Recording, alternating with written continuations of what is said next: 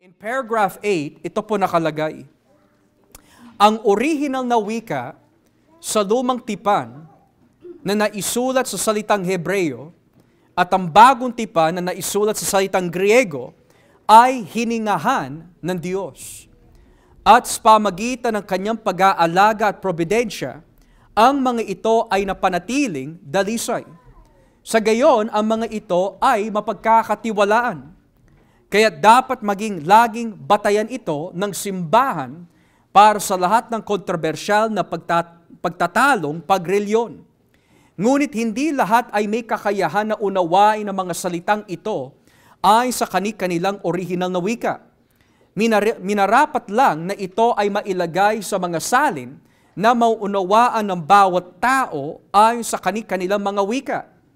Sa gayon, mauunawaan ng bawat mambabasa kung sino ang Diyos at kung paano siya dapat sambahin upang sa tamang panahon sila'y magkaroon ng pag-asa. Na sa madaling salita, ang ibig sabihin po ng ating confession is this: the Bible was not originally in English, but rather its original God-breathed language put into words was Hebrew, Aramaic, and Koine Greek. Mapapansin po natin that tuwing tayo ho ay nag-aaral either in Bible study or for those who are in seminary or for those in the Sunday service, minsan nakakarinig po tayo ng mga salitang sa tekstong Griego o sa wikang Hebreo, minsan nababanggit po ni Brother Joshua Huyan. Bakit po? Dahil may mga bagay na kailangan po banggitin that hindi agad na makukuha po sa English na kailangan maipaliwanag mula sa original.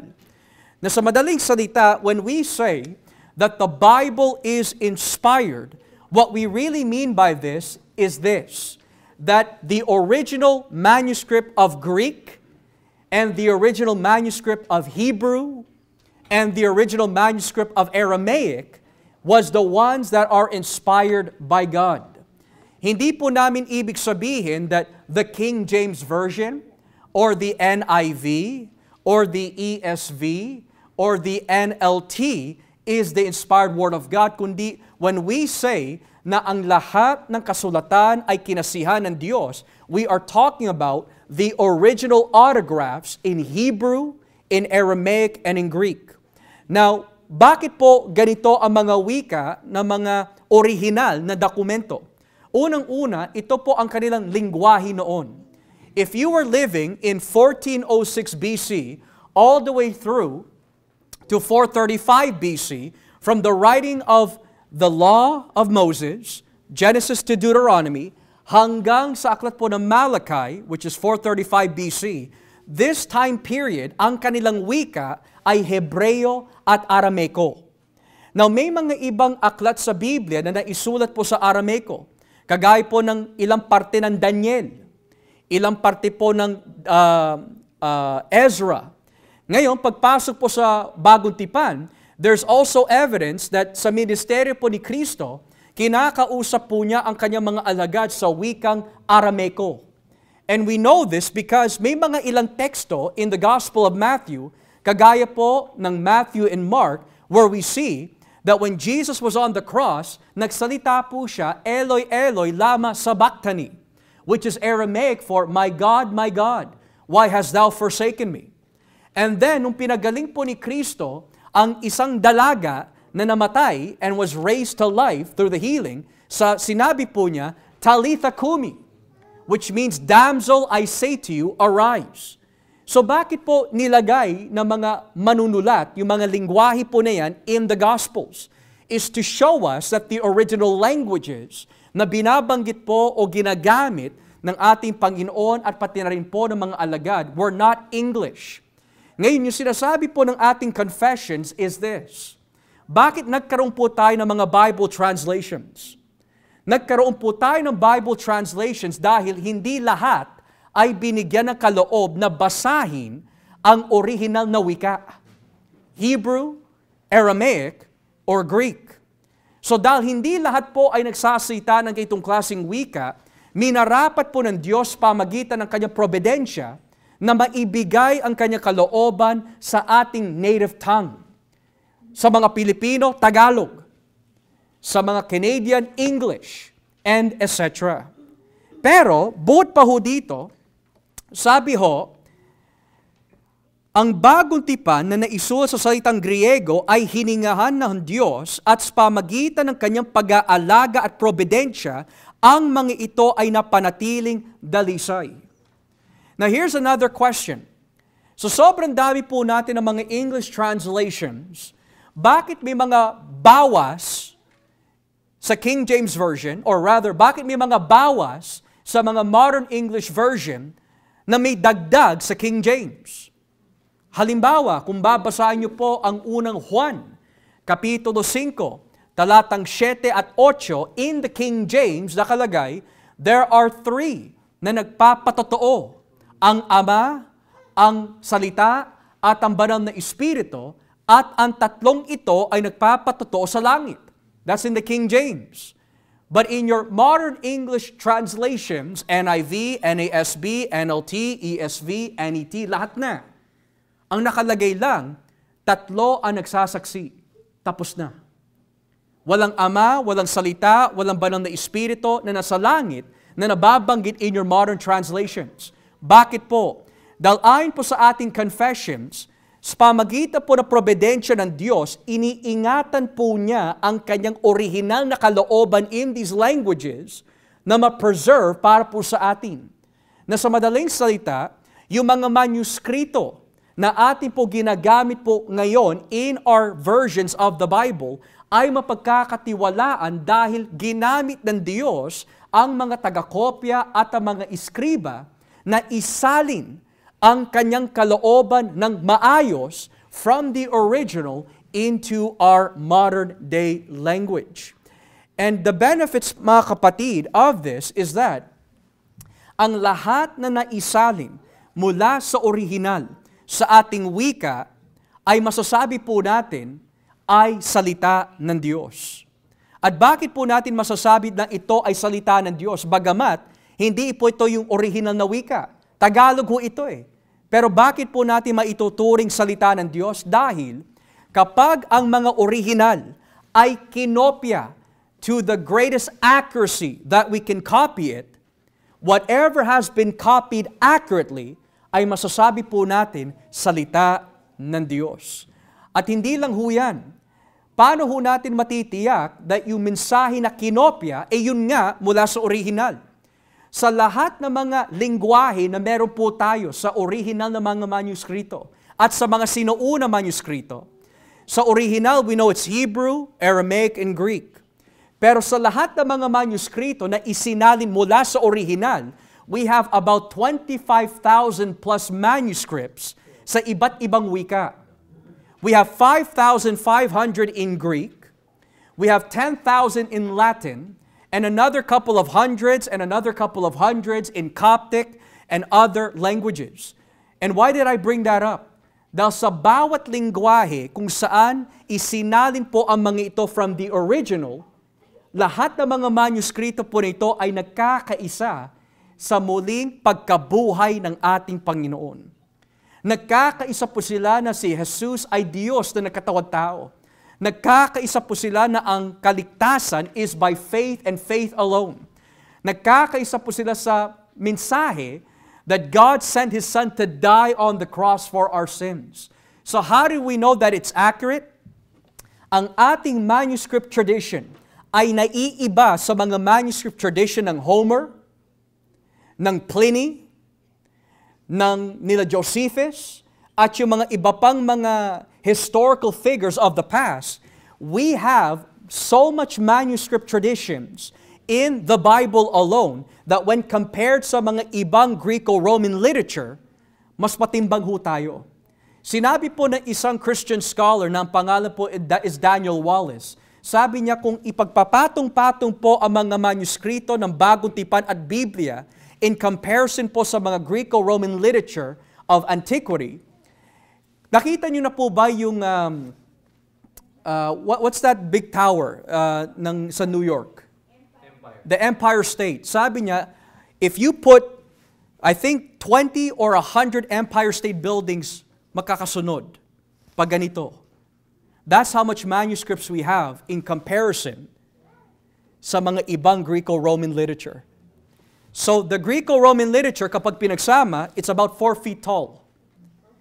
In comparison to the Bible's manuscript, multiple empire state buildings ang meron po tayo.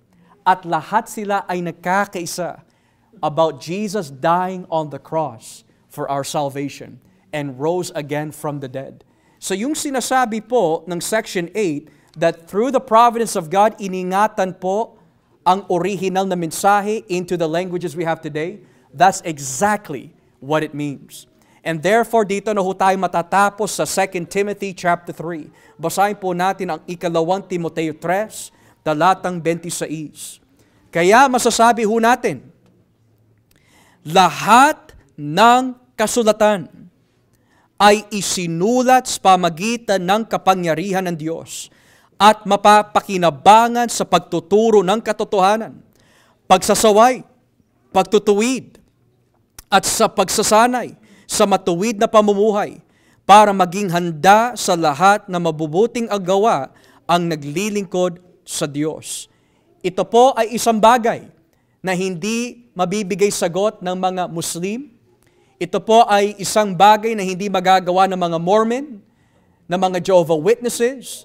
Ang kanilang mga sagradong kasulatan cannot be compared sa salita po ng Diyos that has been preserved throughout the ages from the original to different languages.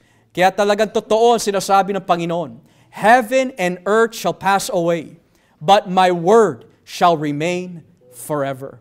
Praise be to God. So that being said, meron po ba tayong mga katanungan sa ating napag-aralan po this afternoon? Do we have any questions? Yes po. Sa English version, di ba, meron tinatawag na Pericope adulterae. Sorry? Sa 1 John 5:7, Yes po. Yeah. may pagkakaiba doon sa Tagalog, di ba? So, hindi kayo i-identify nila na tinutukoy doon ang sumasaksi sa nung binautismo siya, di ba, ang ama ang nagsabi na siya kinalulugdan ng anak. And then after that, nakita ni Juan yung mga bautismo ng Espiritu. So, and beside that, tatlo yung nagpatotoo, the Word, the Spirit, Jesus, and the Father.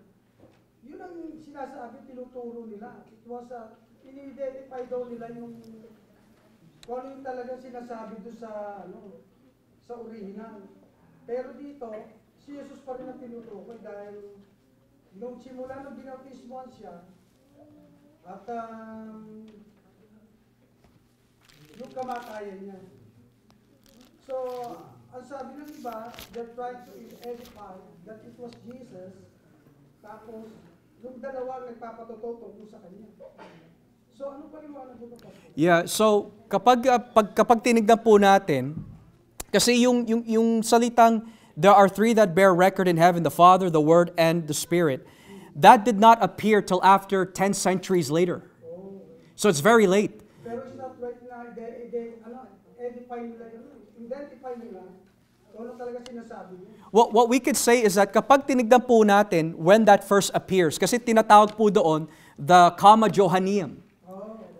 Kapag sinabi comma, that's Latin for clause, John's clause. Ngayon, tinawag po siya comma Johanneum dahil kung sino man po yung eskriba na sumulat po nun, maaari yung eskriba po na yon, naglagay po siya ng margin where it says, there are three that bear record as an explanation doon sa teksto na yon. Ngayon, yung sumunod po na eskriba, ang ginawa po niya, akala niya yung komento nung isa ay parte sa teksto. So, isinama niya. So, from that point on, generation to generation, nailagay na po siya doon sa Biblia. Where, when we see the 2nd and 5th century manuscripts, wala po talaga ganon. So, it's not right na yung talagang dapat na nakalagay. Maari, maganda po yung layunin ng eskriba to explain, pero nilagay po niya sa margin. Ang ginawa po ng susunod na eskriba, isinama ho doon sa teksto.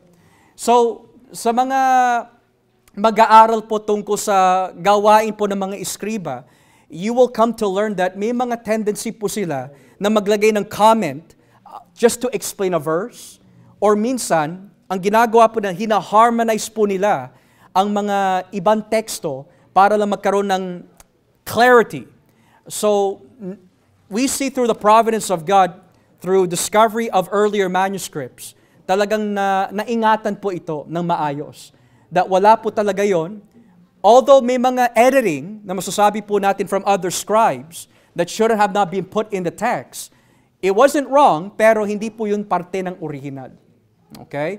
What we have today in our modern translations are in fact very accurate. Okay? Anyone else may katanungan po? Brother Joel, may tanong po kayo? Sa Marcos, Pastor, kasi di ba hanggang ano lang yun, hanggang Verse 8. verse 8. Yung ba ano bang ano yun, gusto lang ba ng pagpaliwanag o meron silang dahilan bakit nila nilagay yun na hindi dapat ilagay? Ano bang talaga tungkol? Yeah, base po sa nakikita natin sa manuscript tradition, Brother Joel, yung tinatanong po ninyo is called the longer ending or shorter ending of Mark. Now, kung titignan po natin yung mga sinaunang manuskrito, ang Mark chapter 16, natatapos lang po siya sa talatang 8. Hindi siya umaabot ng talatang 20. Gayunpaman, mapapansin ninyo mga kapatid, in your Bibles, kapag binasa niyo po ang Mark 16, pagdating sa talata 9 hanggang pababa, may tinatawag na brackets. Bakit po may brackets? Dahil yun po ay nagpapatunay sa atin o wala po ito sa original na manuskrito o wala sa mga sinaunang manuskrito. Now, ang tanong po ni Brother Joel, bakit po ganon? Well, here's the truth. Kapag pinag-aralan po natin yung manuscript tradition of the Gospel of Mark, yung longer ending of Mark has multiple versions. Meron from verses 8, I think all the way to 13, kung hindi ako nagkakamali, and then you have verse 8 to 20, and there's multiple versions pa.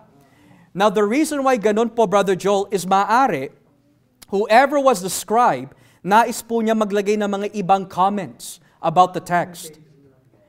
Now, the reason we know hindi po siya parte ng original dahil ang estilo ng pagkakasulat po ng Marcos sa Griego is completely different dun sa ginawa ng eskriba in verse 8 to 20. Magkaiba po yung vocabulary po nila. They're both Greek, pero magkaiba po yung vocabulary. So, mapapasin po natin sa Mark 16, nakalagay, whoever is not baptized is not saved. They shall speak in tongues. And if any serpent bites them, hindi sila mamamatay. Dahil po dito, marami po ang gumagawa ng radical na practice na nagpapagagat po sila sa ahas, not knowing wala po yung sa original. So whoever wrote that, nailagay na lang po doon as a means of commentary when it shouldn't have not been a part of the original text. So, Yeah. ibig sabihin, hindi inspired yun? No. From Verse 9 to 20. verse 9 to 20, hindi inspired yun. In my opinion po, I don't think it's inspired because of the manuscript tradition. Pero, may mga naniniwala that was a part of the original text. Kaya lang, ang problema ho sa kanilang theory is that kung parte po siya ng original text, the earliest fragment that we have of the Gospel of Mark when it comes to manuscripts is super early na talagang hindi nababanggit po doon. Hindi nabanggit sa mga sinaunang libro po natin, kagaya po ng Codex Sinaiticus, Codex Vaticanus, wala po doon. These are 4th century books. And kung wala po doon, which was well used by the church, that teaches us that dagdag lang po yun as a commentary or as a marginal note. So, masasabi natin, parte siya ng apocrypha, gano'n? No. It's just a scribal comment. Komento ng isang skriba. Okay? Anyone else have any more questions? Brother June.